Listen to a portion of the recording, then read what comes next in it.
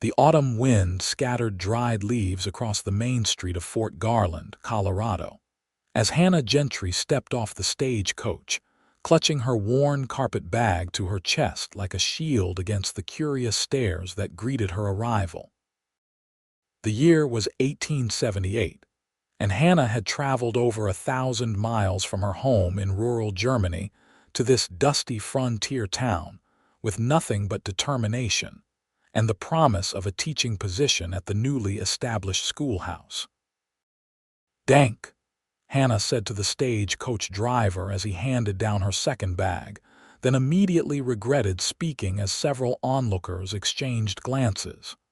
She cleared her throat.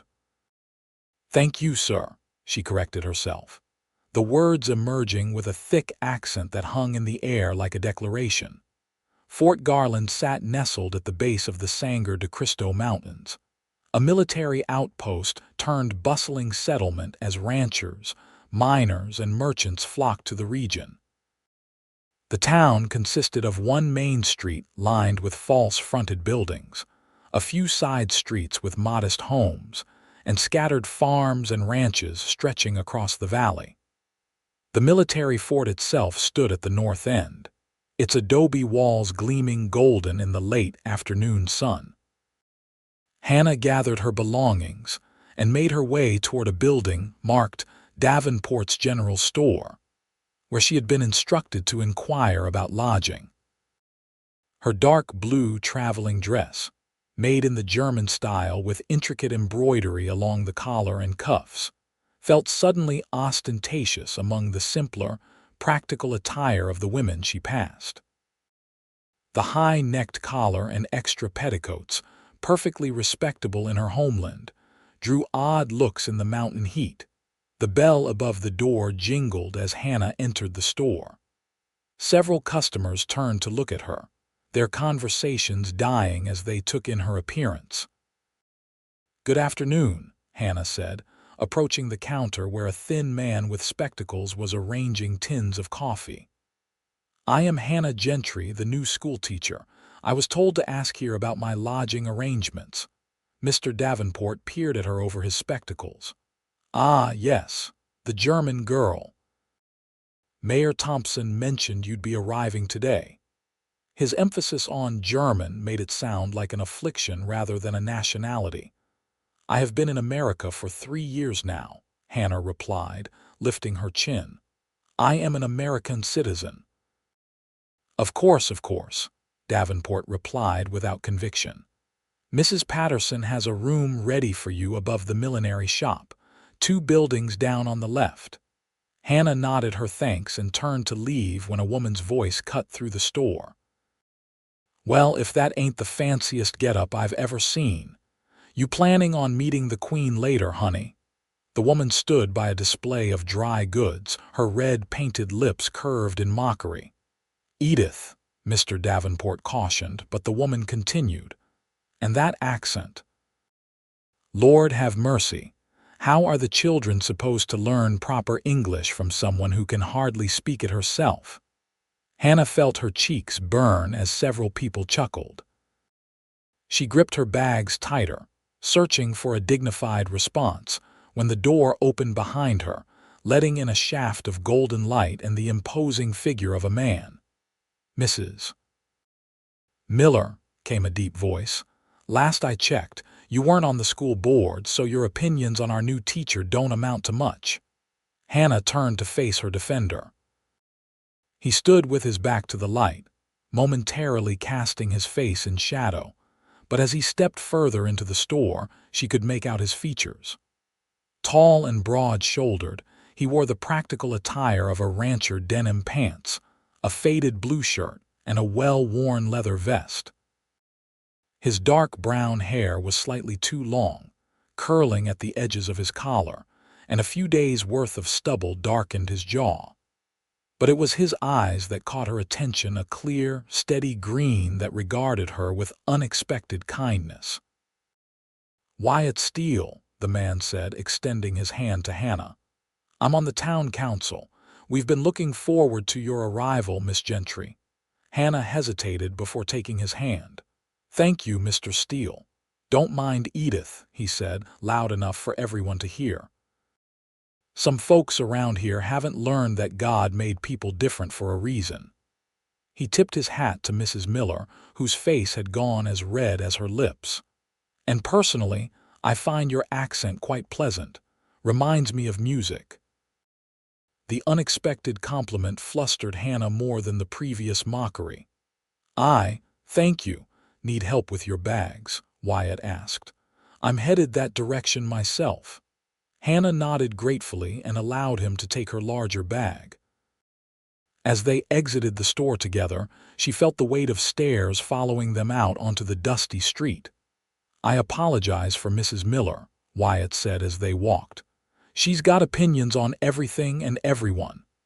"It is not the first time," Hannah replied, her accent thickening with emotion. "In Boston, it was worse. I thought perhaps in a smaller town." "People are the same everywhere," Wyatt said. "Some kind, some not, but folks here will warm up once they get to know you." They stopped in front of a narrow two-story building with a sign proclaiming Patterson's Millinery and Fine Goods. Through the window, Hannah could see displays of ladies' hats adorned with feathers, ribbons, and artificial flowers. "Mrs. Patterson is a good sort," Wyatt assured her. "Widowed during the war, she'll treat you fair." Hannah took her bag from him. "Thank you for your kindness, Mr. Steele." Wyatt smiled, the expression transforming his weathered face. "Welcome to Fort Garland, Miss Gentry." He tipped his hat again. "And for what it's worth, I think you'll make a fine teacher. You're perfect just as you are." With that, he turned and continued down the street, leaving Hannah staring after him, a strange warmth spreading through her chest despite the cool mountain air. The room above the millinery shop was small but clean, with a narrow bed, a washstand, a small table with a single chair, and a chest of drawers. A window overlooked the main street, offering a view of the mountains beyond. After Mrs. Patterson showed her in and left her to settle, Hannah sat on the edge of the bed and finally allowed herself a moment of doubt. Coming to Fort Garland had been a desperate gamble. After 3 years in Boston, working as a governess for a wealthy family, Hannah had found herself suddenly unemployed when the family moved to Europe. The advertisement seeking a teacher in a Colorado town had seemed like Providence, a chance to use her education and start anew somewhere her past wouldn't follow her. But now, hearing the mockery in that woman's voice, Hannah wondered if she had made a terrible mistake. She removed her bonnet and ran her fingers through her honey-brown hair, which she wore in a practical but unfashionable bun at the nape of her neck. In the small mirror above the washstand, she studied her reflection: blue eyes, high cheekbones, a small nose, and a determined mouth. Not beautiful by American standards, but respectable enough. The face of a schoolteacher. "You are perfect just as you are," she whispered to herself, echoing Wyatt Steele's words, and found herself smiling despite her exhaustion. The following morning, Hannah dressed in her most practical American style dress, a simple brown wool with minimal ornamentation, and made her way to the schoolhouse. The one-room building stood at the edge of town, freshly painted white with a small bell tower. Inside, rows of desks faced a raised platform with a teacher's desk and blackboard. Mayor Thompson, a portly man with an impressive mustache, met her there to hand over the keys and review her duties. "School starts Monday," he informed her. "You'll have about 20 pupils, ages 6 to 14. The town council expects regular progress reports." "Of course," Hannah agreed. "I have prepared a curriculum based on, just make sure they learn their letters and figures," the mayor interrupted, "and proper English." He emphasized the word proper with a meaningful look. Hannah stiffened. "My English is perfectly adequate for teaching, Mayor Thompson.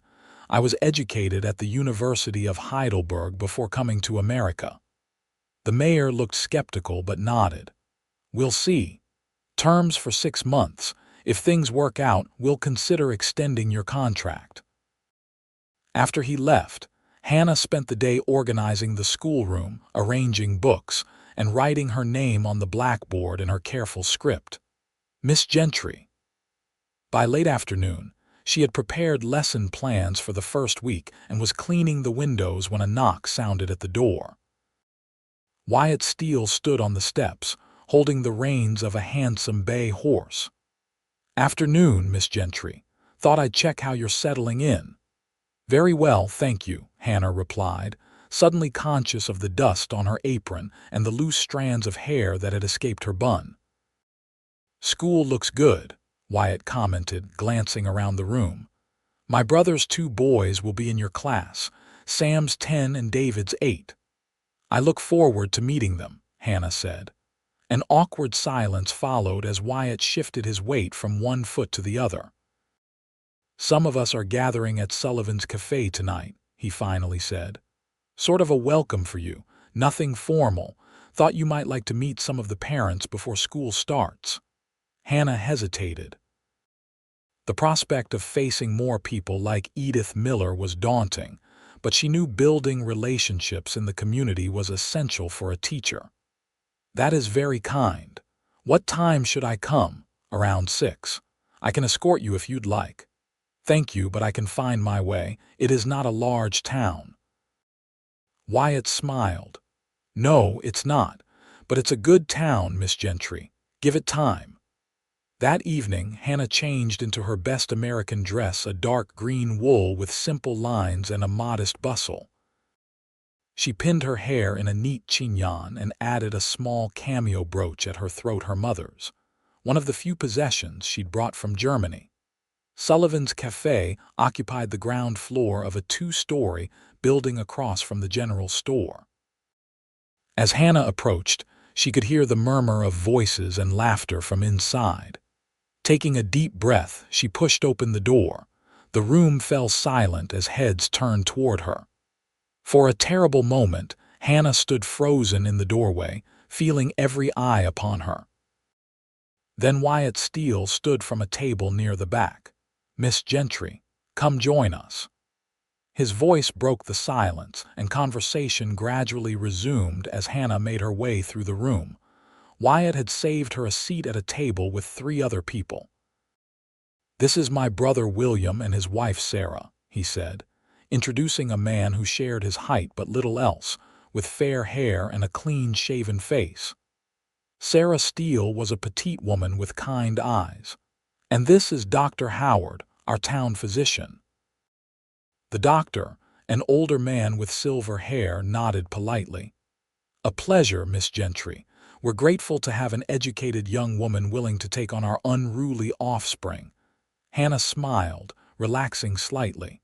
"I enjoy teaching. Children have such curious minds." "Where exactly are you from in Germany?" Sarah asked as a waitress set coffee in front of Hannah. "A small village near Dresden in Saxony," Hannah replied. "My father was a professor of literature." "And what brought you to America?" William Steele asked. Hannah's smile faltered. "The usual. Opportunity. A new beginning." Wyatt, noticing her discomfort, changed the subject. "Miss Gentry has already transformed the schoolhouse. I reckon this term will be our best yet." The evening progressed more pleasantly than Hannah had anticipated. Several parents approached to introduce themselves, and while some regarded her with suspicion, others seemed genuinely welcoming. Hannah found herself explaining her teaching methods to an interested group of mothers, her initial nervousness fading as she spoke about her passion for education. "I believe learning should be a joy, not a burden," she told them. "Children learn best when they are engaged and curious." "But will they learn discipline?" asked a stern-faced woman. "My Albert needs a firm hand. Discipline and joy are not exclusive," Hannah replied. "Structure provides security for children to explore within." As the gathering began to disperse, Hannah found herself at the counter, settling her bill. Edith Miller approached, flanked by 2 other women. Well, if it isn't our fancy European teacher, Edith said loudly. Those clothes might fool some people, but you can't hide that accent. She affected a crude imitation of Hannah's speech pattern. Children learn best when they are engaged, ja. Hannah felt her face grow hot. Excuse me, she said quietly, trying to step past them. My Josephine says she won't understand a word you say, one of Edith's companions added. What's the use of a teacher the children can't understand, ladies? Came Wyatt's voice from behind Hannah. You're blocking the counter. Edith didn't budge. We're just concerned about the education of our children, Mr. Steele. Surely you understand. Wyatt moved to stand beside Hannah. What I understand is that Miss Gentry has more education in her little finger than most folks in this town have altogether. And if your children can't understand her, perhaps they need to listen more carefully. Well, Edith huffed. Some people might be charmed by foreign airs, but others know better. She glanced meaningfully between Wyatt and Hannah before sweeping out with her friends. Hannah stared at the floor, mortified. I should go, she whispered. Wyatt placed his hand gently on her arm. Don't let them chase you off. They do not want me here. They don't know you yet, Wyatt countered. And Edith Miller doesn't speak for everyone. He guided her to a quiet corner. Look, I know it's not easy being different in a small town. When I came back from the war, people looked at me different too, like I'd brought something dark back with me. Hannah studied his face, seeing something vulnerable beneath his confident exterior. How did you overcome it? Time. Proving myself through actions, not words, and realizing that what others think of me matters a whole lot less than what I think of myself. He smiled slightly. You're perfect as you are, Miss Gentry. Don't let anyone make you believe different. For the second time, his unexpected affirmation caught her off guard. Thank you, Mr. Steele. Wyatt, he corrected. All my friends call me Wyatt. Then you must call me Hannah, she replied, surprising herself with the offer of informality. Hannah, he repeated, the name sounding different in his deep voice. I'll walk you back to your lodgings. The night air was crisp as they strolled through the quiet town. Most businesses had closed for the evening, and only the saloon at the far end of the street showed signs of life, piano music and laughter spilling onto the boardwalk. May I ask what you do, Mr. Wyatt? Hannah inquired. I run a ranch about 3 miles outside town, cattle mostly, some horses. It was my father's place. William and I inherited it together, but after he married Sarah, he preferred town life. He manages the financial side from his office here while I handle the physical work. It sounds like a good partnership. It is, though we disagree plenty, Wyatt chuckled. He thinks I'm too set in my ways, too solitary. And are you? Wyatt considered this. Maybe. The war changed me, made me appreciate quiet and space. He looked sideways at her. What about you? Why teaching? Hannah thought about her answer. I always loved learning. My father believed education was the great equalizer, that knowledge could transcend circumstances. When he died, continuing his work seemed the best way to honor him. I'm sorry about your father. Thank you. It was 7 years ago now.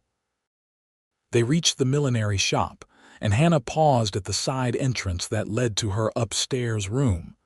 Thank you for walking me home, she said. My pleasure. Wyatt hesitated, then added, some of us are riding out to Crystal Lake on Sunday after church. It's a pretty spot about an hour from town. You're welcome to join if you'd like to see more of the area before school starts. Hannah brightened at the invitation. I would like that very much. Good, I'll come by around 1 o'clock. He tipped his hat. Good night, Hannah. Good night, Wyatt. As she climbed the stairs to her room, Hannah realized she was smiling. For the first time since arriving in Fort Garland, she felt a small spark of hope that perhaps she could find her place here after all. Sunday arrived with clear skies and mild temperatures, perfect weather for an outing. Hannah attended the morning service at the small white church, where she endured curious stares and whispers, but also received several genuine welcomes, particularly from Reverend Parker and his wife. After returning to her room to change into a simpler dress suitable for riding, Hannah waited nervously for Wyatt's arrival. At precisely 1 o'clock, he appeared below her window, leading 2 horses, his bay and a gentle-looking chestnut mare. "Have you ridden before?" Wyatt asked as he helped her mount. "Yes, though not often in recent years," Hannah admitted, arranging her skirts modestly over the side saddle. "My father kept a horse in Germany. Blossom here has a smooth gait. She'll treat you right." Wyatt adjusted the stirrup for her. His hand briefly touched her ankle, and Hannah felt a strange flutter in her stomach at the contact. They rode at an easy pace out of town, following a well-worn trail that wound through meadows dotted with late summer wildflowers. The Sangre de Cristo Mountains towered ahead, their peaks still holding patches of snow even in August. "It's beautiful," Hannah breathed, taking in the vast landscape. After years in Boston's crowded streets, the openness of Colorado felt both liberating and overwhelming. "Different from Germany?" Wyatt asked. Hannah nodded. "Very different. My village was in a valley surrounded by gentle hills and forests. Everything was green and close. This is so expansive." "Takes some getting used to," Wyatt agreed. "But once it gets under your skin, no other place feels right." They crested a small rise, and Hannah saw a group of riders ahead, waiting in the shade of a copse of aspen trees. She recognized William and Sarah Steele, along with several other people she'd met at Sullivan's Cafe. "Hope you don't mind company," Wyatt said. Sunday outings are something of a tradition. The group greeted them warmly, and soon they were all riding together toward the lake. Hannah found herself paired with Sarah Steele, who proved to be an engaging companion. "Wyatt rarely joins these outings," Sarah confided. "He usually claims ranch work keeps him too busy. I wonder what's different today." Her knowing smile made Hannah blush. "I'm sure he's just being polite to a newcomer," Hannah demurred. Sarah laughed. "Wyatt Steele doesn't do anything out of mere politeness. He's the most straightforward man I know, sometimes to a fault." Crystal Lake lived up to its name, a clear blue expanse nestled in a small valley, surrounded by pine trees and rocky outcroppings. The group dismounted in a grassy area near the shore, spreading blankets and unpacking picnic baskets. Hannah helped Sarah lay out food while the men saw to the horses. The other women in the group, Mrs. Howard, the doctor's wife, Louisa Jenkins, the telegraph operator's wife, and Rebecca Turner, a young widow who ran the town's only boarding house, chatted easily, occasionally including Hannah in their conversation. "Is it true you attended university in Europe?" Rebecca asked, her expression curious rather than judgmental. "That seems so progressive." "Yes, though it was uncommon even there," Hannah explained. "My father was a professor, which opened doors that might otherwise have remained closed to a woman." "What did you study?" Mrs. Howard inquired. "Literature primarily, but also mathematics and natural sciences. I believe in a well-rounded education." "Our children are fortunate to have you then," Louisa Jenkins said sincerely. "The last teacher barely knew his multiplication tables."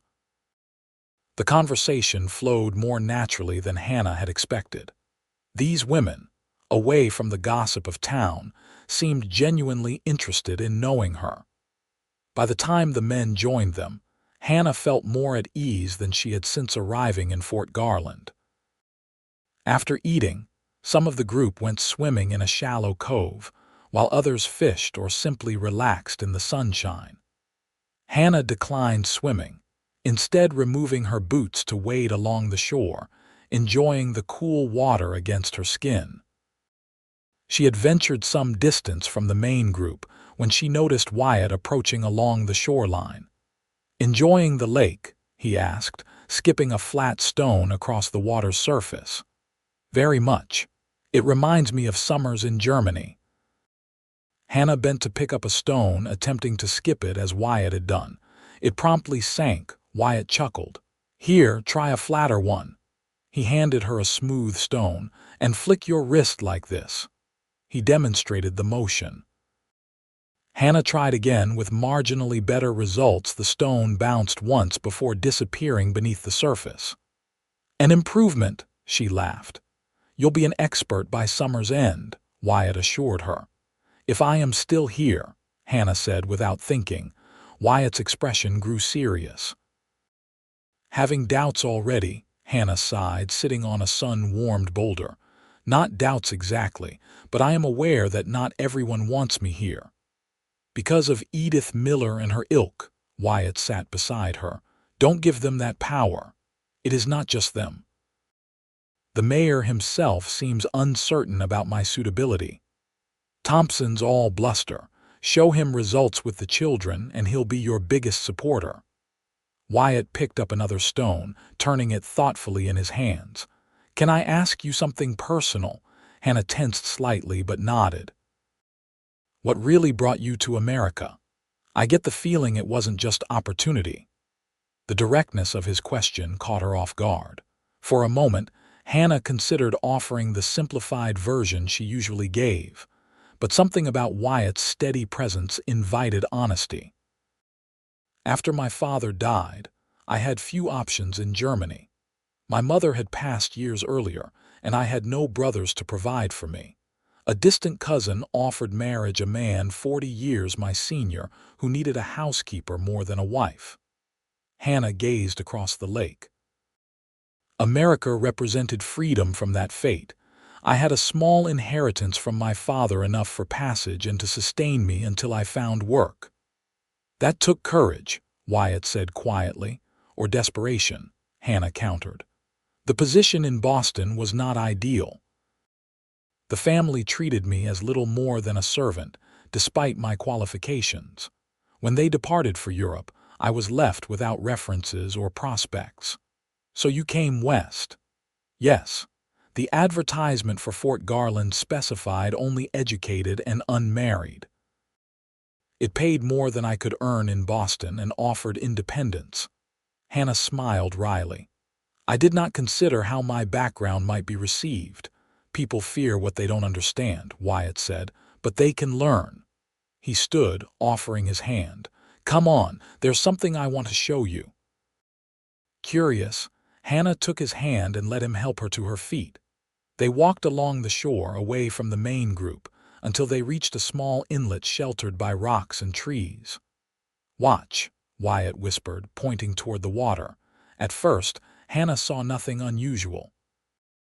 Then a movement caught her eye. A magnificent antlered deer had emerged from the trees on the opposite shore and was bending its graceful neck to drink from the lake.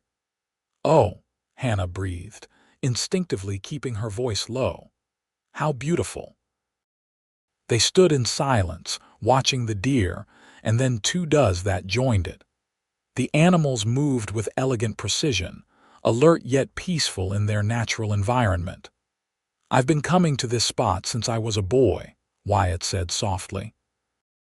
"Whenever the world seems too complicated, watching them reminds me of what's real." Hannah glanced at him, struck by the unexpected poetry in his words.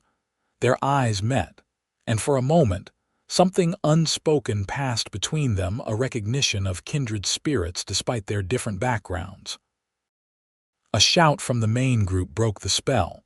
The deer startled, bounding gracefully back into the forest. "We should return," Hannah said reluctantly. "They will wonder where we have gone." As they walked back, Wyatt said, "You asked before if you'll still be here next summer. I think you will be. You belong here more than you know." Hannah wanted to ask what he meant, but they had already rejoined the others, who were packing up for the return journey. The moment for such questions had passed. The ride back to town was filled with comfortable conversation and laughter as the group, recounted stories from previous outings. Hannah found herself drawn into their camaraderie, cautiously optimistic that perhaps she might find friends here after all. As they approached Fort Garland, the golden light of late afternoon gilded the simple buildings, transforming the dusty frontier town into something almost beautiful. Hannah saw it with new eyes, not as a place of exile, but as a community where she might possibly belong. Wyatt escorted her to her lodgings, dismounting to help her down from Blossom. His hands at her waist were strong and sure as he lifted her effortlessly to the ground. "Thank you for today," Hannah said, suddenly shy as they stood facing each other in the lengthening shadows. "Thank you for coming," Wyatt replied. "Will you be ready for tomorrow, first day of school and all?" "I think so. Nervous but prepared," Wyatt smiled. "You'll do fine. Those kids don't stand a chance against someone as determined as you." His confidence in her was both puzzling and heartening. "Good night, Wyatt." "Good night, Hannah." He tipped his hat, then hesitated. "For what it's worth, I'm glad you answered that advertisement. Fort Garland needed someone like you."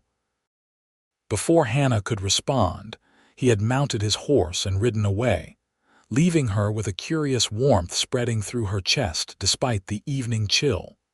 Monday dawned bright and clear, and Hannah arrived at the schoolhouse an hour early, wanting everything to be perfect for her first day. She had donned her most professional attire, a navy blue dress with a crisp white collar, her hair neatly arranged in a simple but elegant bun. On the blackboard, she had written "Welcome Students" in her best handwriting, and on each desk she had placed a small slate and a piece of chalk. At precisely 8 o'clock, she rang the bell that hung in the small tower atop the schoolhouse. Within minutes, children began arriving, some eagerly, others with obvious reluctance. Parents accompanied the youngest ones, regarding Hannah with expressions ranging from curiosity to outright suspicion. By 8:30, all 20 students were seated according to age, the youngest in the front rows. Hannah stood before them, heart pounding but expression composed. "Good morning," she began. "I am Miss Gentry, your new teacher. I am very pleased to meet each of you." She spoke carefully, enunciating each word while trying not to sound stilted. "We will begin with introductions. Please stand when I call your name and tell us something about yourself." As she went through the roll, Hannah committed each child's face to memory, noting the 2 Steele boys, Samuel, serious and watchful like his uncle, and David, more open and quick to smile. Josephine Miller, Edith's daughter, was a pale, nervous girl who barely whispered her name. After introductions, Hannah outlined her expectations and the subjects they would study. Some of the older children exchanged skeptical glances when her accent became more pronounced as she grew more animated, but none openly mocked her. By mid-morning, they had settled into their first lessons, reading for the younger children, mathematics for the older ones. Hannah moved between the groups, offering guidance and answering questions. The morning passed quickly, and when the lunch bell rang, she felt cautiously optimistic. The children scattered to eat their packed lunches in the schoolyard, and Hannah sat at her desk, reviewing the afternoon lessons. A knock at the door interrupted her thoughts. Edith Miller stood in the doorway. "I've come to see how my Josephine is faring," she announced, stepping inside without waiting for an invitation. "Mrs. Miller," Hannah greeted her neutrally. "The children are in the yard taking their lunch. Josephine seems to be adjusting well." Edith made a show of examining the classroom, running her finger along a shelf and inspecting it for dust. "I want to make sure she's getting a proper education. No foreign notions." Hannah straightened her shoulders. "I assure you, Mrs. Miller, my curriculum adheres to standard American educational practices.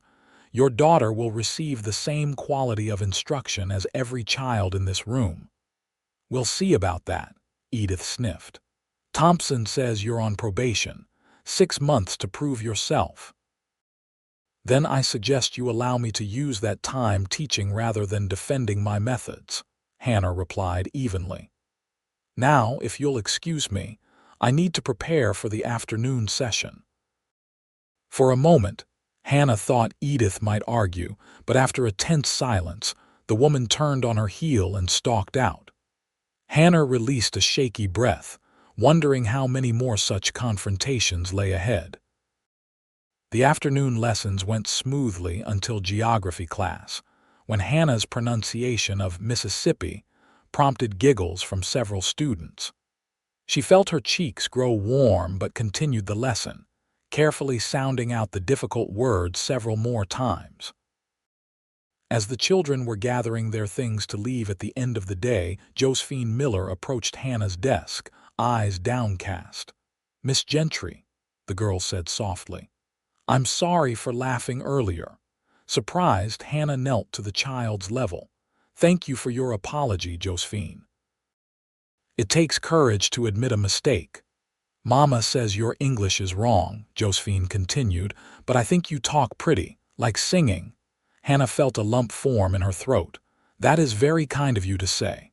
Josephine glanced toward the door, then whispered, "I don't want to be like Mama.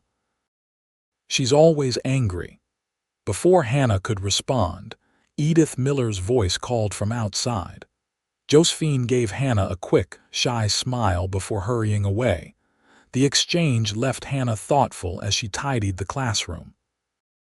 Children often saw truth more clearly than adults, unhindered by prejudice and past grievances. Perhaps winning over her students would be easier than winning over their parents. As Hannah locked the schoolhouse door, she noticed Wyatt leaning against a hitching post across the street. He straightened when he saw her crossing to meet her. "How was the first day?" he asked. "Better than I feared, not as good as I hoped," Hannah replied honestly. "The children are willing to learn at least. That's half the battle." Wyatt fell into step beside her. "Any trouble from parents?" Hannah hesitated. Mrs. Miller paid a visit. She made her disapproval quite clear. Wyatt frowned. "Edith needs to mind her own business. She is concerned for her daughter's education. I cannot fault her for that. You're more generous than she deserves." They walked in silence for a moment before Wyatt added, "I saw your curriculum on the town council. It's impressive, more comprehensive than anything we've had before." "You reviewed my curriculum?" Hannah asked, surprised. "I take my council duties seriously," Wyatt replied, looking slightly embarrassed. "Education matters to this town's future." They reached the millinery shop and Hannah paused. "Thank you for your support, Wyatt. It means a great deal, especially now." Wyatt's expression softened. "You're doing good work, Hannah. Don't let anyone tell you different." He hesitated, then added, "I was wondering if you might join me for dinner on Friday, at Sullivan's." The invitation caught Hannah off guard. "Dinner?" "Just to discuss how the first week went," Wyatt clarified quickly. "The council likes to stay informed." "Oh, of course." Hannah tried to hide her irrational disappointment at the professional nature of the invitation. "Friday would be fine. 7 o'clock. I will be ready." As Wyatt tipped his hat and departed, Hannah chided herself for the momentary misunderstanding. Of course, his interest was purely professional civic duty, nothing more. The strange flutter in her chest whenever he was near was her own foolishness, born of loneliness and gratitude for his kindness. Still, as she climbed the stairs to her room, Hannah found herself wondering what she might wear on Friday evening. The first week of school established a routine that helped Hannah settle into life in Fort Garland. Each day brought small victories: a struggling student grasping a difficult concept, a shy child participating in class discussion, a parent nodding approval during a brief exchange after school. There were challenges too: whispers when her accent became more pronounced, occasional resistance to her teaching methods, the continuing cool reception from certain townspeople. By Friday, Hannah was both exhausted and exhilarated. Teaching energized her in a way her previous positions never had. Here, she could implement her own ideas, shape young minds according to her educational philosophy, rather than simply following someone else's instructions. As evening approached, Hannah found herself spending more time than usual on her appearance. She chose her best dress, a deep burgundy wool with subtle black trim that she'd purchased in Boston and saved for special occasions. The color flattered her fair complexion and brought out auburn highlights in her honey-brown hair, which she arranged in a more elaborate style than her usual practical bun. Mrs. Patterson noticed her preparations as Hannah descended the stairs. "My, don't you look lovely," the older woman commented. "Special plans this evening?" "Just dinner at Sullivan's," Hannah replied, trying to sound casual. "Mr. Steele has questions about the school." Mrs. Patterson's eyes twinkled knowingly. "I'm sure he does. Wyatt Steele hasn't escorted a lady to dinner in all the years I've known him." "It is not an escort," Hannah protested. "It is a professional discussion. If you say so, dear." Mrs. Patterson adjusted Hannah's collar slightly. "But professional or not, it does an old romantic's heart good to see him taking an interest.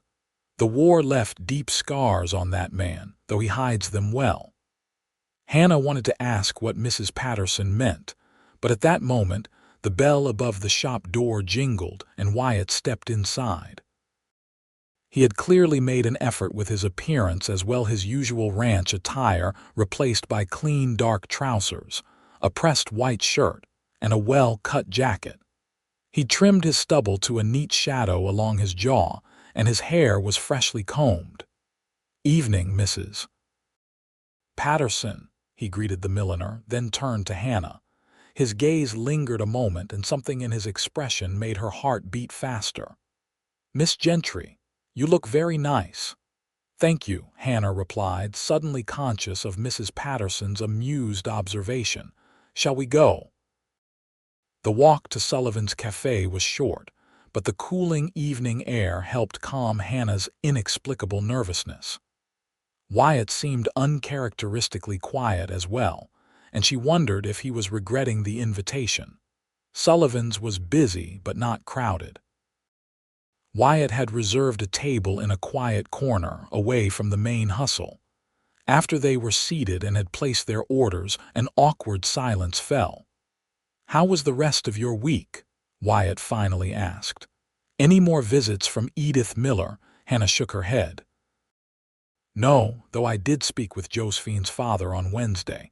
He seems less concerned than his wife about my accent. Tom Miller's a reasonable man. It's a wonder he and Edith ever got together." Wyatt took a sip of water. "The Steele boys said they enjoyed your science demonstration." Hannah smiled, remembering the children's delight at the simple experiment with magnets she'd conducted. "They are bright boys. Samuel has a natural aptitude for mathematics. Takes after his mother. Sarah was a schoolteacher before she married William." "I did not know that." "Perhaps she would be willing to assist with some lessons." Their food arrived, hearty beef stew with fresh bread, and conversation flowed more easily as they ate.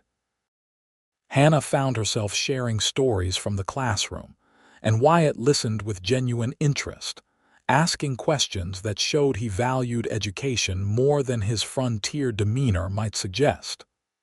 "My father believed strongly in learning," he explained when Hannah commented on this. "He came west with little but his wits and worked hard to build something lasting. But he always said knowledge was the one thing no one could take from you. Your father sounds like a wise man." "He was." Wyatt's expression grew distant. "He died while William and I were fighting in the war. Never got to say goodbye." "I am sorry," Hannah said softly.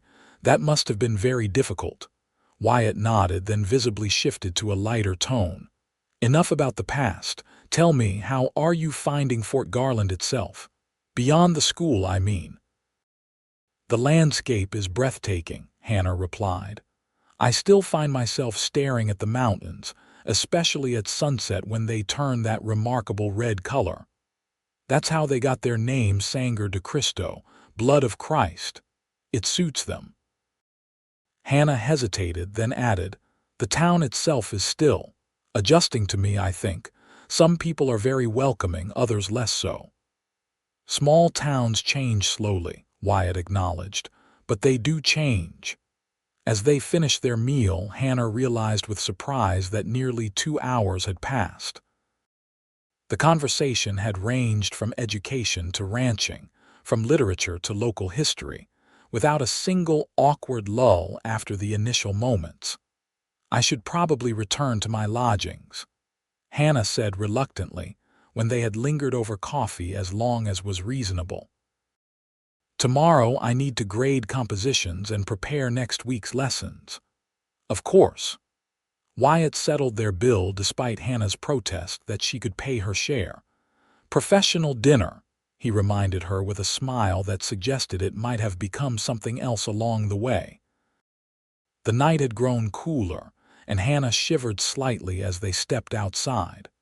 Without comment, Wyatt removed his jacket and draped it over her shoulders. The gesture was both gentlemanly and intimate, and Hannah felt that curious flutter return to her chest. Thank you for this evening, she said as they approached the millinery shop. I enjoyed our conversation very much. As did I. Wyatt seemed reluctant to end the evening. Perhaps we could do it again sometime. There's a lot more of the area I could show you, if you're interested. I would like that, Hannah replied, surprised by how much she meant it. They had reached her door, and Hannah slipped his jacket from her shoulders, returning it with a smile. Good night, Wyatt. Good night, Hannah. He hesitated, then in a move that caught her completely off guard, took her hand and raised it to his lips, pressing a gentle kiss to her knuckles. Sleep well. The gesture, old-fashioned and courtly, left Hannah speechless. She could only nod before slipping inside, her hand tingling where his lips had touched it. Mrs. Patterson, who had obviously been waiting up, raised an eyebrow at Hannah's flushed cheeks. Professional discussion. Hannah couldn't help the smile that spread across her face. Perhaps not entirely. The following weeks brought a deepening of Hannah's connection to both her students and the community of Fort Garland. As September gave way to October, the aspens turned brilliant gold against the evergreen forests, and the mountains received their first dusting of snow. The days grew shorter and cooler, and Hannah found herself settling into a rhythm that felt increasingly like belonging. Her dinners with Wyatt became a regular Friday occurrence, officially to discuss school matters, but evolving into something they both knew was more personal. He began finding other reasons to see her as well, bringing books he thought she might enjoy, escorting her on Sunday rides to show her different parts of the valley, occasionally appearing at the schoolhouse with some small repair that needed attention. For her part, Hannah found herself looking forward to these encounters with an eagerness that both thrilled and frightened her. Wyatt Steele was unlike any man she had known, direct yet thoughtful, strong yet gentle, anchored to the land yet curious about the wider world. In his company, she felt both challenged and accepted, her accent and background becoming less a barrier than another facet of who she was. Not everyone in town viewed their growing friendship with approval. Hannah overheard whispers at church, and in the general store speculation about the foreign woman setting her cap for one of Fort Garland's most eligible men, questions about her intentions, doubt that such a match could ever work. Edith Miller remained her most vocal critic. One afternoon in late October, as Hannah was dismissing her class, she found Edith waiting outside with several other mothers. Miss Gentry, Edith said loudly enough for everyone to hear, we've been discussing the children's progress, and several of us have concerns about your methods. Hannah kept her expression neutral, though her heart pounded. I would be happy to discuss any specific concerns you have, Mrs. Miller. For one thing, these foreign books you're using. Edith held up a copy of Grimm's fairy tales that Hannah had lent to several of the older children, filling their heads with strange European notions. Fairy tales are part of our literary heritage, Hannah explained patiently. They teach moral lessons while developing reading comprehension and imagination. My Henry came home talking about witches and wolves eating children, another mother chimed in. Gave him nightmares. Perhaps we could discuss alternative reading material, Hannah suggested, trying to be conciliatory. There are many excellent American stories that it's not just the books, Edith interrupted. It's everything. The way you speak, these complicated lessons. Children need basics: reading, writing, arithmetic. Not all this foreign fanciness. Hannah felt a familiar surge of defensiveness, but fought to keep her voice level. Education should expand horizons, Mrs. Miller. I want your children to see beyond Fort Garland, to understand the wider world. What's wrong with Fort Garland? Edith demanded. Not good enough for you, is it? Just like our men aren't good enough, you have to set your sights on Wyatt Steele. The sudden shift to her personal life caught Hannah off guard. My friendship with Mr. Steele has nothing to do with the school, she said stiffly. Doesn't it? Edith stepped closer. Everyone knows you're using him to secure your position here. A mail-order teacher with fancy airs, thinking she can marry into respectability. The unfairness of the accusation stung Hannah deeply. That is not true, isn't it? Why else would a man like Wyatt Steele suddenly start courting after all these years? He feels sorry for you, plain and simple. Hannah felt as though she'd been slapped. Before she could formulate a response, a young voice spoke from behind her. That's not true, Mama. Josephine Miller stood in the schoolhouse doorway, chin raised defiantly despite her trembling lower lip. You hush, Josephine, Edith snapped. This is adult business.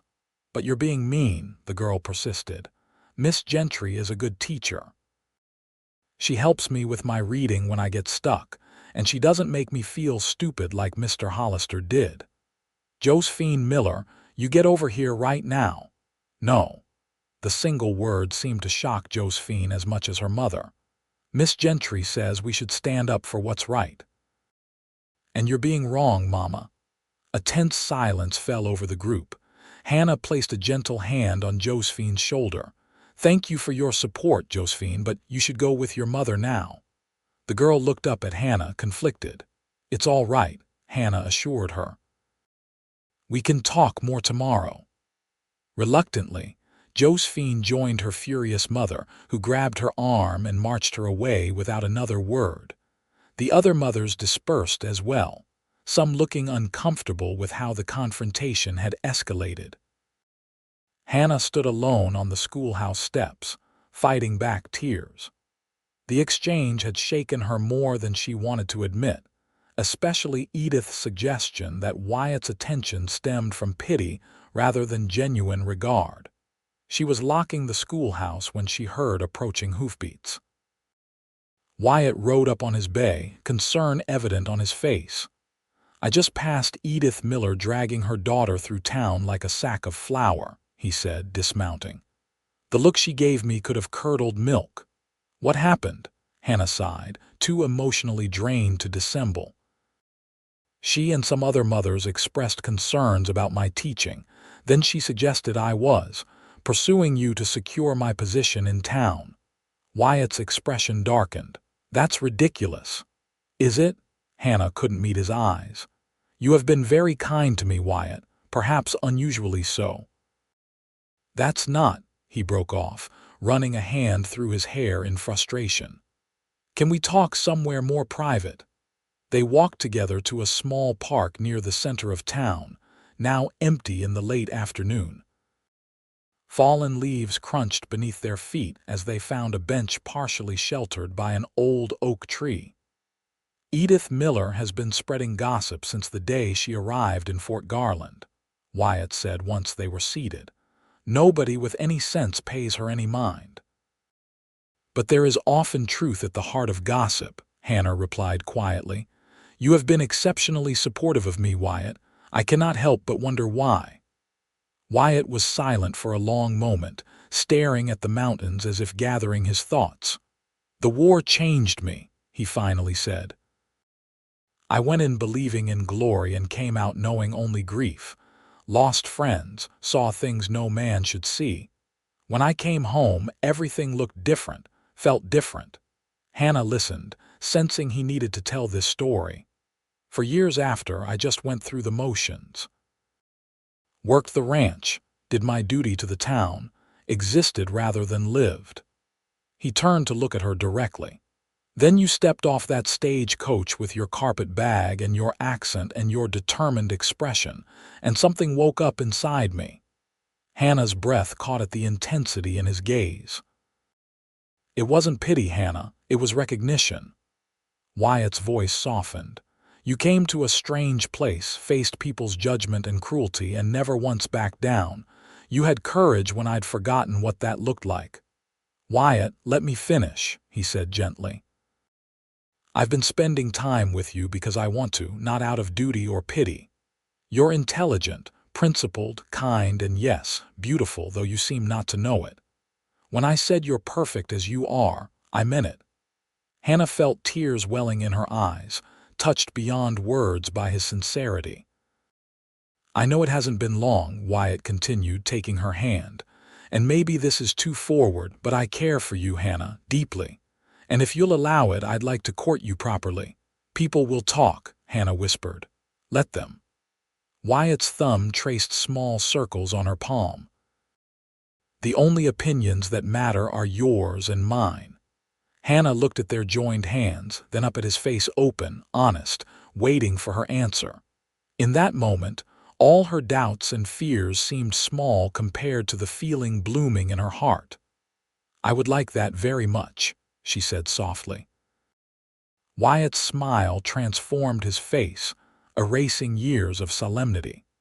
Slowly, giving her time to pull away if she wished, he leaned forward and pressed his lips to hers in a gentle, questioning kiss. Hannah felt as though something long dormant inside her had suddenly come to life. She returned the kiss shyly at first, then with greater certainty when they separated. Wyatt rested his forehead against hers.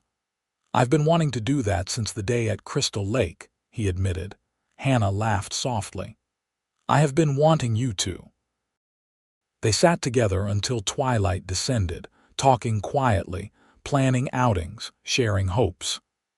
As shadows lengthened across the park, Hannah realized she felt something she hadn't experienced in years, a sense of possibility, of future, of home. As Wyatt had predicted, their courtship became the subject of considerable town gossip. Some, like Edith Miller, disapproved openly. Others watched with curiosity or amusement.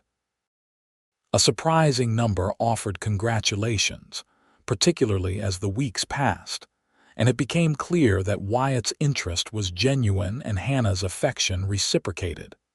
November arrived with early snows and biting winds.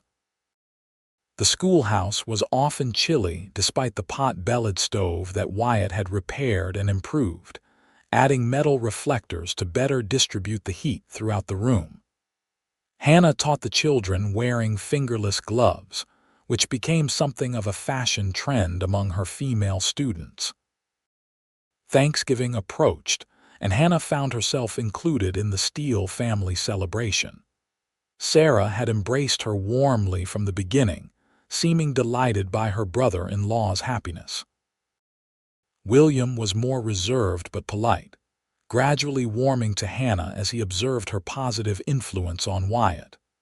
The day before Thanksgiving, as Hannah was preparing her classroom for the holiday break, Mayor Thompson paid her an unexpected visit.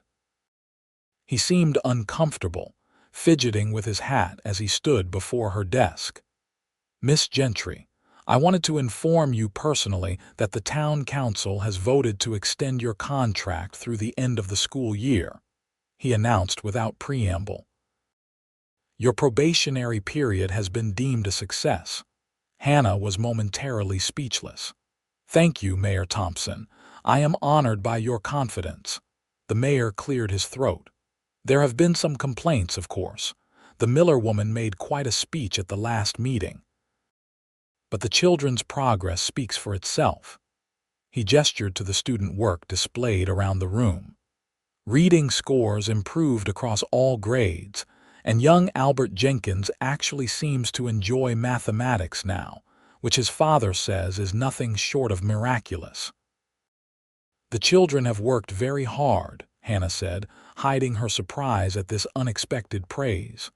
Yes, well. Thompson seemed eager to conclude the conversation. The council also voted to increase your stipend by 15% in recognition of your additional efforts with the adult reading class. The evening classes had been Hannah's initiative, offered twice weekly for adults in the community who wished to improve their literacy. To her surprise, attendance had been steady with 8 to 10 participants each session. That is very generous, Mayor. Please convey my appreciation to the council.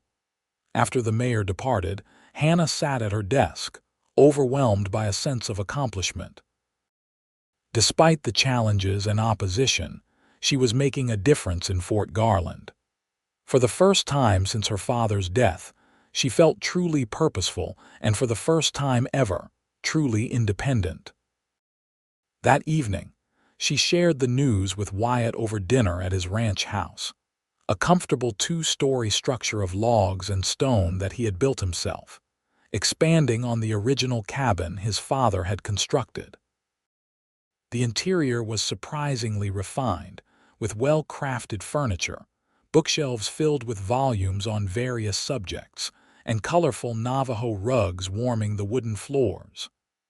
I knew they'd see your worth eventually, Wyatt said, raising his glass in a toast. To Fort Garland's finest teacher. Hannah blushed, but touched her glass to his. I think Wyatt Steele's endorsement may have influenced their decision. Nonsense. I recused myself from the vote precisely to avoid that suggestion. Wyatt grinned. Though I might have mentioned to Thompson that Denver was inquiring about your availability for their school system. Wyatt, you didn't. Just a small nudge to help them recognize what they had. His expression grew serious. I'm proud of you, Hannah. You've accomplished something remarkable in a few short months. After dinner, they sat before the fire in the comfortable main room, Wyatt in his armchair and Hannah on the small sofa, a quilt draped over her lap to ward off the evening chill. I have been thinking, Hannah said, watching the flames dance in the stone fireplace. About the future.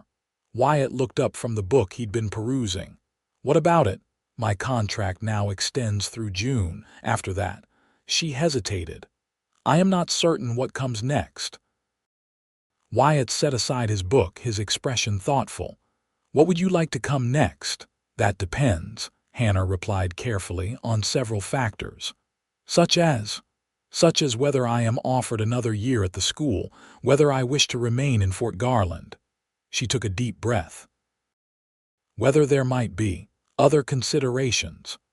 Wyatt moved to sit beside her on the sofa, taking her hand in his. Hannah, are you asking about my intentions? Her cheeks warmed. Perhaps. We have not spoken of the future explicitly. I thought I'd made my feelings clear, Wyatt said softly. But if not, let me do so now. He shifted to face her fully. I love you, Hannah Gentry. I think I began falling in love with you that first day when you stood in Davenport's store with your head high despite Edith's mockery. Hannah's heart seemed to stop, then race ahead. You love me. With all my heart. Wyatt's expression was more open, more vulnerable than she had ever seen it. I had planned a more romantic setting for this conversation, but since we're discussing futures. He reached into his pocket and withdrew a small velvet box. I've been carrying this around for 2 weeks, waiting for the right moment. Hannah's breath caught as he opened the box to reveal a delicate gold ring set with a small but perfect diamond, flanked by 2 tiny sapphires. "It was my mother's," Wyatt explained. "She made me promise to give it only to a woman worthy of it, someone with strength, integrity, and a kind heart." He took her hand again. "Hannah Gentry, would you do me the honor of becoming my wife?" Tears filled Hannah's eyes, spilling onto her cheeks. "Yes," she whispered. "Oh, Wyatt, yes." He slipped the ring onto her finger, a perfect fit, as if it had been made for her, and then gathered her into his arms, kissing her with a tenderness that spoke volumes about the depth of his feelings. When they finally parted, Hannah rested her head against his shoulder, feeling a contentment she had never known possible. "I love you too," she said softly. "I think I have for some time, but I was afraid to acknowledge it, even to myself." "Why?" Wyatt asked, stroking her hair. "Because loving means risking loss. After my parents died, I promised myself I would be self-sufficient, never dependent on another's presence for my happiness." Wyatt nodded in understanding. "The war taught me the same lesson. Easier not to care too deeply." "But you changed that for me," Hannah said, lifting her head to meet his gaze. "You made me brave enough to risk loving again." Wyatt kissed her once more, and they sat together by the fire, talking of the future, a wedding in the spring, Hannah continuing to teach if she wished, their life together at the ranch. As the fire burned down to embers, Hannah felt the last of her doubts dissolve, replaced by a certainty that whatever challenges lay ahead, they would face them together. News of their engagement spread quickly through Fort Garland, eliciting varied reactions. Sarah Steele was ecstatic, immediately offering to help with wedding preparations. William gave his blessing with characteristic reserve that couldn't quite mask his approval. Mrs. Patterson shed happy tears and insisted on making Hannah's wedding dress as her gift. The schoolchildren were excited by the prospect of their teacher becoming Mrs. Steele, though several of the girls expressed concern that she might leave the school after marriage. "I plan to continue teaching," Hannah assured them during a discussion that had veered from geography to her personal future. Being a wife and being a teacher are not incompatible roles. Even Edith Miller's opposition seemed to soften slightly, perhaps because her daughter Josephine had become one of Hannah's most devoted students, blossoming under her encouragement. While Edith never apologized for her earlier behavior, she nodded stiffly when passing Hannah on the street, progress of a sort. As December transformed Fort Garland into a winter wonderland, Hannah and Wyatt settled into the comfortable rhythm of their engagement. They saw each other nearly every day, whether for brief visits at the schoolhouse or longer evenings at his ranch or in town. Hannah began moving some of her possessions to the ranch house, preparing for their shared life while maintaining propriety by continuing to reside at Mrs. Patterson's until the wedding. Christmas brought a special joy as Hannah experienced American holiday traditions alongside the man she loved. The schoolchildren presented a pageant that reduced several parents to tears, and Hannah felt a surge of pride in their accomplishments.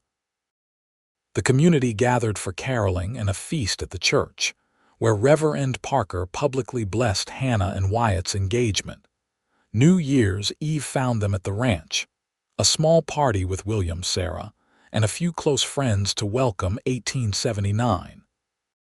As midnight approached, Wyatt drew Hannah onto the porch despite the cold, wrapping a blanket around them both as they gazed at the star-filled sky. "I wanted a moment alone with you," he explained, his breath forming clouds in the frigid air. "To mark the passing of this year that brought you into my life." Hannah leaned against him, savoring his warmth. "It has been a remarkable year. Next year will be even better." Wyatt turned her gently to face him. "We'll be married, building our life together." I can't remember when I last looked forward to a new year with such anticipation. Nor can I. Hannah reached up to touch his face, tracing the line of his jaw. Thank you for defending me that first day, for seeing something in me worth knowing. I saw everything in you, Wyatt said simply. Everything I never knew I was waiting for. As the clock inside struck midnight and cheers erupted from their friends, Wyatt and Hannah shared a kiss that sealed their promise to each other and to the future they would create together. The months leading to their April wedding passed in a blur of preparations and ordinary days made extraordinary by their deepening bond. Hannah continued teaching, her confidence growing as she saw her students' progress. Wyatt managed the ranch, making improvements to the house with Hannah's comfort in mind. Together, they planned their wedding, a simple but meaningful ceremony at the church, followed by a celebration that would include the entire community. 2 weeks before the wedding, a late spring storm swept through the valley, bringing heavy, wet snow that bent tree branches and made roads impassable. Hannah had stayed in town the night before, and by morning, Fort Garland was isolated, with drifts piled against buildings and visibility reduced to mere yards. Hannah canceled school for the day, concerned for the children's safety in such conditions. As she was placing a notice on the schoolhouse door, Wyatt Steele appeared, struggling through the snow. "Sarah, what are you doing out in this weather?" Hannah hurried to assist her friend, noticing her distressed expression. "It's Wyatt," Sarah gasped, her face pale with cold and worry. "He went out at first light to check on a pregnant mare in the north pasture. William just received word from one of the ranch hands Wyatt's horse returned without him." Hannah felt as though the ground had fallen away beneath her feet. "Is William organizing a search?" "Yes, but the conditions." Sarah didn't need to elaborate on the dangers of being caught in such a storm. "I thought you should know. I'm on my way to gather supplies for the search party." "I'm coming with you," Hannah said immediately, her mind racing with terrible possibilities. "Hannah, no, it's too dangerous." "The men, I will not sit in town waiting for news," Hannah interrupted with uncharacteristic firmness. "Wyatt would not abandon the search if it were me missing." Sarah studied her face, then nodded. "Get warm clothes and meet me at the general store in 15 minutes. Hannah rushed to her room, changing into her sturdiest boots and warmest clothing. She layered wool stockings, a heavy skirt, multiple petticoats, a thick sweater beneath her coat, and wrapped a woolen scarf around her head and neck. As an afterthought, she grabbed the compass Wyatt had given her for Christmas, slipping it into her pocket. At the general store, a search party was assembling. William, Dr. Howard, Sheriff Collins, and several other men from town, including, surprisingly, Tom Miller. They were gathering lanterns, ropes, medical supplies, and additional layers of clothing. "Miss Gentry," William greeted her with a worried frown, "I appreciate your concern, but this is no place for a woman." "I know the ranch almost as well as you do," Hannah countered. "Wyatt has shown me every part of it, and I have excellent direction sense." William began to object again, but Tom Miller interrupted. "Let her come, Steele. An extra pair of eyes could make the difference. My Josephine would never forgive me if I left her teacher behind." After a brief debate, William reluctantly agreed, though he insisted Hannah stay with the main group rather than joining the pairs who would search outlying areas. The journey to the Steele ranch was arduous, the snow reaching mid-thigh in places. The wind had died down, but the cold was intense, seeping through layers of clothing. By the time they reached the ranch house, Hannah's face was numb despite the scarf protecting it. Inside, several ranch hands had established a command center of sorts, marking a map with areas already searched and places Wyatt might have gone to check on livestock. The pregnant mare had been found in a sheltered draw, apparently fine, but there was no sign of Wyatt. He was wearing his heavy coat and had supplies, the foreman assured them. Wyatt knows this land better than anyone. If he found shelter, he could survive the cold. If Hannah thought, her stomach clenching with fear, if he wasn't injured, if he hadn't fallen into a ravine or creek, if. The search party divided into teams, each assigned a section of the ranch to cover. Despite William's earlier insistence, Hannah joined him and Tom Miller to search the area near the north pasture where Wyatt had last been seen. She refused to be left behind, and William eventually recognized the determination in her eyes, the same stubborn resolve his brother admired in her. They trudged through snow that had drifted to waist height in some areas, calling Wyatt's name and listening for any response. Hannah's fingers and toes burned with cold despite her layers, and she knew conditions would worsen as night approached. The thought that Wyatt might have spent the previous night exposed to these elements filled her with dread. After 3 hours of searching, with daylight beginning to fade, Hannah noticed something odd about a snowdrift ahead of them. While most were smooth, sculpted by wind, this one had an angular quality that seemed unnatural. "William," she called, pointing, "does that look strange to you?" William squinted through the falling snow, then suddenly surged forward. "It's the line shack, almost completely buried." The small cabin, used by ranch hands when working distant parts of the property, was barely visible, with only part of its roof and a corner of one wall protruding from the snow. The door was completely buried. "Wyatt!" William shouted, beginning to dig frantically at what he guessed was the doorway. "Wyatt, are you in there?" Tom Miller joined him, and together they attacked the snow with renewed energy. Hannah used her gloved hands to help clear the drift, her heart pounding with hope and fear. After what seemed an eternity, they exposed the top of the door.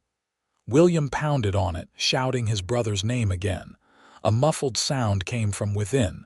Then, more clearly, "William, that you?" Hannah nearly collapsed with relief at the sound of Wyatt's voice. "He's alive," she whispered, tears freezing on her cheeks. The 3 rescuers redoubled their efforts, clearing enough snow for William to force the door open. Inside, the small cabin was dark and cold, but Hannah could make out Wyatt's form sitting on a narrow cot, a blanket wrapped around him. "Took you long enough," Wyatt said with a weak attempt at humor. Then his eyes found Hannah. "Hannah, what the devil are you doing out in this storm?" Hannah rushed to him, dropping to her knees beside the cot.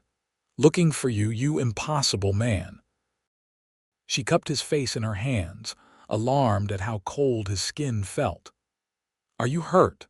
"Twisted my ankle when my horse spooked at a falling branch," Wyatt explained, his voice hoarse. "Couldn't put weight on it, so I managed to crawl to the line shack. Been here since yesterday afternoon." William was already examining his brother's ankle, which was visibly swollen. "You're lucky it's not broken. Can you stand with help?" Tom Miller had lit a lantern, illuminating the small space in Wyatt's pale, stubbled face. Despite his obvious discomfort, his eyes never left Hannah's. "You shouldn't have come," he murmured, touching her cheek. "Too dangerous." "As if I would stay behind," Hannah replied, her German accent thickening with emotion. "We are partners, remember, in all things." Together, William and Tom helped Wyatt to his feet. Hannah gathered the blanket around his shoulders, and with Wyatt leaning heavily on his brother, they made their slow way out into the snow. Tom fired a signal shot to alert the other search parties, and within an hour, they had Wyatt back at the ranch house, where Dr. Howard could properly examine him. The diagnosis was a severe sprain and mild frostbite on his fingers and toes, but no permanent damage. The doctor ordered complete rest for at least a week, with the ankle elevated and wrapped. "You were extremely fortunate," Dr. Howard told him. Another night in those conditions without heat. Hannah, sitting beside Wyatt's bed, gripped his hand tighter at the implication. When they were finally alone, Wyatt pulled Hannah closer. "I thought I might not see you again," he admitted, his voice rough with emotion. "When I realized I was trapped with the storm getting worse, all I could think about was you." "I was so afraid," Hannah whispered, "when Sarah told me you were missing." She couldn't continue, overcome by the memory of that terrible fear. Wyatt touched her hair gently. "You found me. You, with your sharp eyes and stubborn heart. William and Tom did the digging," Hannah demurred, "but you spotted the cabin." Wyatt's expression grew serious. "I heard what William said. You insisted on joining the search despite the danger." "Of course I did. My brave Hannah." Wyatt pulled her down for a gentle kiss. "How did I live before you?" Hannah rested her forehead against his. "You never have to find out again." The wedding proceeded as planned 2 weeks later, with Wyatt's ankle healed enough that he needed only a cane to walk down the aisle. The church overflowed with well-wishers, including every student from Hannah's class, each dressed in their Sunday best. Even Edith Miller attended, sitting beside her husband and daughter, her expression less sour than usual. Hannah wore the dress Mrs. Patterson had created, a simple but elegant gown of ivory satin with delicate lace at the collar and cuffs. Her honey-brown hair was arranged in loose curls beneath a crown of spring flowers, and in her hands she carried a bouquet of wildflowers gathered that morning from the meadows near the ranch. As she walked down the aisle on William Steele's arm, he having offered to stand in for her father, Hannah saw only Wyatt waiting for her at the altar, his green eyes filled with such love that her heart seemed to expand beyond the confines of her chest. Reverend Parker conducted the ceremony in his warm, resonant voice, speaking of love's endurance through trials and tribulations. When the time came to exchange vows, Wyatt surprised Hannah by speaking his in carefully practiced German, the words accented but unmistakable. Tears filled her eyes as she recognized the effort he had made, learning from Sarah in secret over the past months. Hannah spoke her vows in clear, confident English, her accent present but no longer a source of self-consciousness. "I take you, Wyatt, to be my husband, to have and to hold from this day forward, for better, for worse, for richer, for poorer, in sickness and in health, to love and to cherish, till death do us part.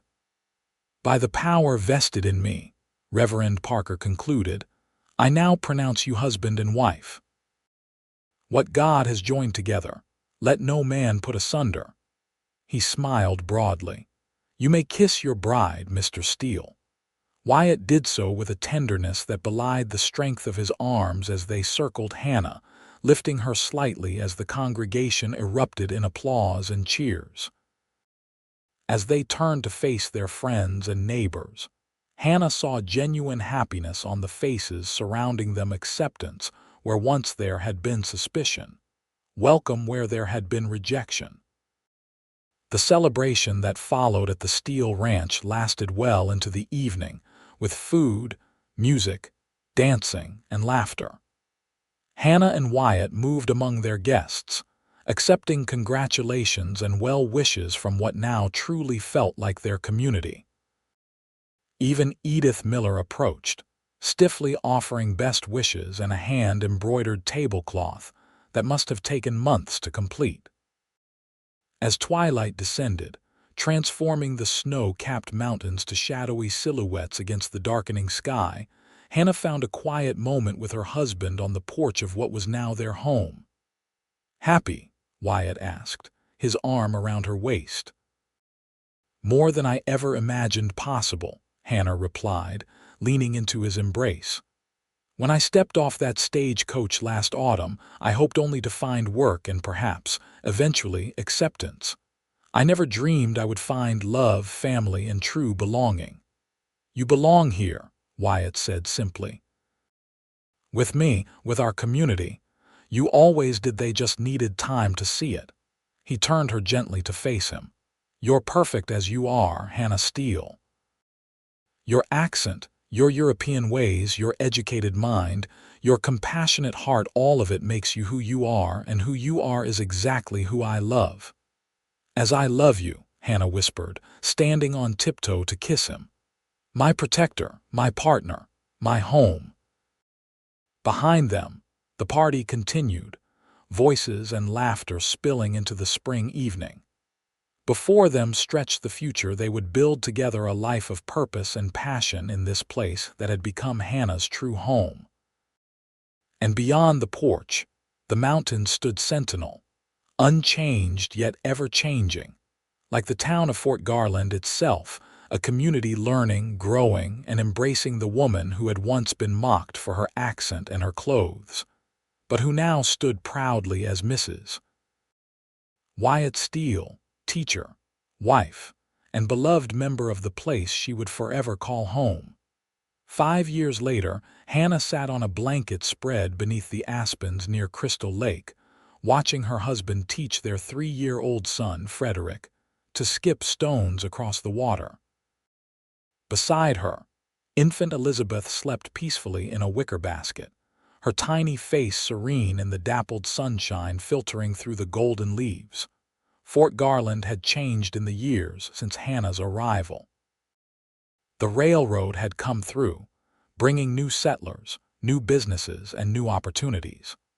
The one-room schoolhouse had expanded to 3 rooms with 3 teachers, Hannah as headmistress, Sarah Steele teaching the younger children, and a young man from Denver handling the older boys' instruction.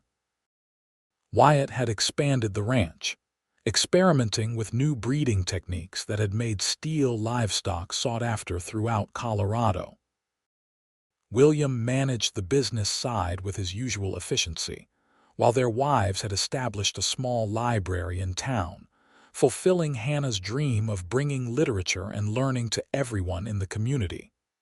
"Mama, I did it. I did it." Frederick came running to her, his green eyes so like his father's wide with excitement. "Papa showed me how to make the stone jump 4 times. Wonderful, Liebchen," Hannah said, hugging him. "You are becoming quite skillful." Wyatt followed at a more sedate pace, lowering himself to the blanket beside her with a contented sigh. "He's a natural," he said proudly, ruffling his son's dark hair. "How's our little princess?" "Still sleeping," Hannah replied, smiling at the tender expression on her husband's face as he peered at their daughter. "She is her father's child. She can sleep through anything." Frederick had already raced back to the water's edge, searching for more perfect skipping stones. At 3, he was a bundle of energy and curiosity, with Hannah's thoughtfulness and Wyatt's determination a combination that both delighted and exhausted his parents. "I ran into Josephine Miller in town yesterday," Wyatt mentioned, stretching out beside Hannah. "She's been accepted to that women's college in Denver you told her about." "Yes, she came to tell me immediately," Hannah said, pride evident in her voice. "Full scholarship, too. She will be the first girl from Fort Garland to attend college." "Her mother must be beside herself," Wyatt chuckled. "Edith always expected Josephine to marry young and settle nearby. Actually, Edith seems to have made peace with it. She even asked me for recommendations on what Josephine should pack." Hannah smiled at the memory. "People can change given time." "You taught me that," Wyatt said, taking her hand. "Before you, I thought I knew who I was, a solitary rancher carrying the weight of the past. You showed me I could be more husband, father, part of something larger than myself." Hannah squeezed his hand. "And you showed me that being different wasn't something to overcome, but something to embrace, that I was perfect as I was." Wyatt leaned over to kiss her, a gesture that still sent warmth spreading through her body after 5 years of marriage. "I love you, Hannah Steele, more every day." "And I love you," she replied in the German she sometimes still used with him in private moments. "With all that I am." Frederick's excited shout drew their attention back to the lakeside, where he was attempting to teach a younger child, David Steele, William and Sarah's youngest, the art of stone skipping. The scene epitomized what Hannah had created in Fort Garland. Generations learning from each other, differences celebrated rather than mocked, community strengthened through knowledge shared. As the afternoon light gilded the mountains and lake in golden hues, Hannah watched her family with a heart full of gratitude. The journey from that first difficult day to this moment of perfect contentment had not been without challenges, but every step had led her home to Wyatt, to their children, to this town that had learned to see beyond accents and appearances to the person within. She was Hannah Gentry Steele, teacher, wife, mother, community member, and she was, indeed, perfect exactly as she was.